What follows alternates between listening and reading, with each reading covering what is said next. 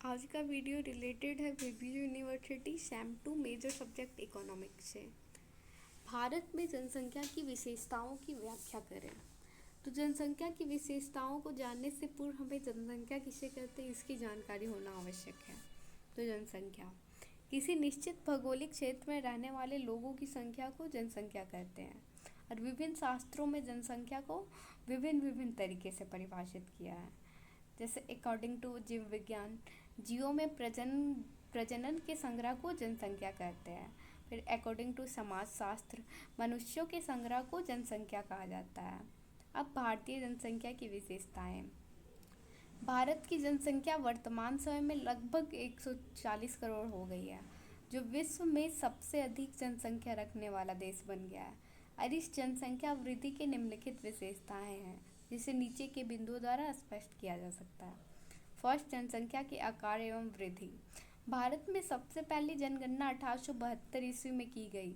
उस समय भारत की जनसंख्या 25.4 करोड़ थी, लेकिन 2011 ईस्वी की जनगणना, जो 15वीं जनगणना थी, उसके अनुसार भारत की जनसंख्या 121 करोड़ हो गई और वर्तमान समय में यही जनसंख्या बढ़कर 140 करोड़ तक पहुंच गई है।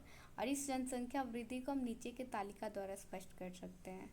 तो तालिका बनाएंगे, एक साइड ईस्वी, एक साइड जनसंख्या। 1901 से लेकर 2011 तक की तालिका बनाएंगे।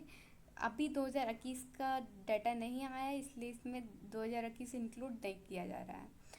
1921 ईस्वी में जनसंख्या, थोड़ी सी जनसंख्या में थोड़ा सा कमी आया था, ठीक है।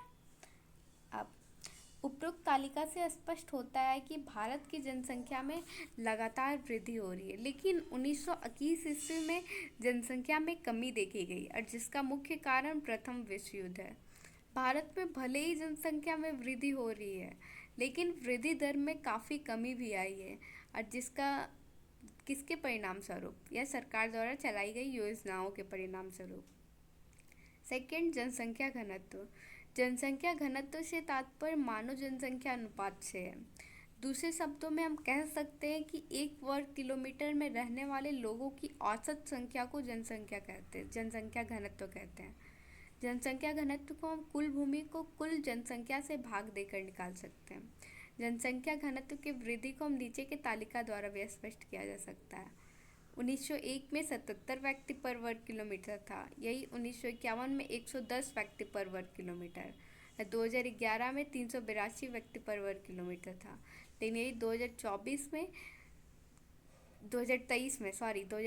में 424 व्यक्ति पर वर्ग किलोमीटर हो गया। अब थर्ड पॉइंट, लिंग रचना। लिंग रचना अथवा लिंगानुपात से तात्पर्य पुरुषों तथा महिलाओं की संख्या के अनुपात से है। किसी भी देश की जनसंख्या में लिंग अनुपात महत्वपूर्ण स्थान रखता है। स्त्री पुरुष लिंगानुपात को ज़्यादा या कम होना भी देश के विकास में बाधक है, जो जन्म दर व मृत्यु दर को प्रभावित करता है। इससे विवाह तथा बच्चों की संख्या भी प्रभावित होती है। 2011 की जनगणना के अनुसार भारत में 1000 पुरुषों के पीछे 943 महिलाएं हैं। अब चौथा पॉइंट, साक्षरता दर।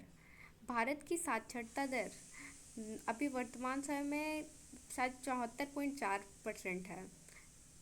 ठीक है, चलो देखते हैं साक्षरता दर। साक्षरता दर से हमें हर 100 लोगों में कितने लोग साक्षर हैं इसकी जानकारी प्राप्त होता है। भारत की साक्षरता दर की स्थिति संतोषजनक नहीं है, लेकिन फिर भी इस साक्षरता दर के प्रतिशत में लगातार वृद्धि हो रही है, जिसे नीचे के तालिका द्वारा स्पष्ट कर सकते हैं। 1951 में कहाँ 18.33% लोग साक्षर हुआ करते थे और यही वर्तमान समय में 74.4% लोग साक्षर हैं।